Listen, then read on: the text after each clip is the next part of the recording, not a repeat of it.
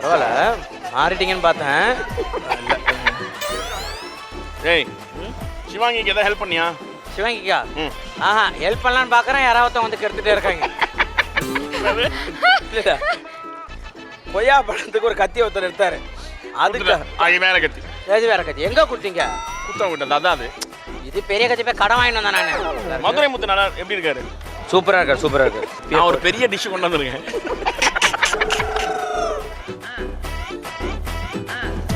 அது இதுக்கு வெட்டினாரா? இதை சாப்பிட்றா?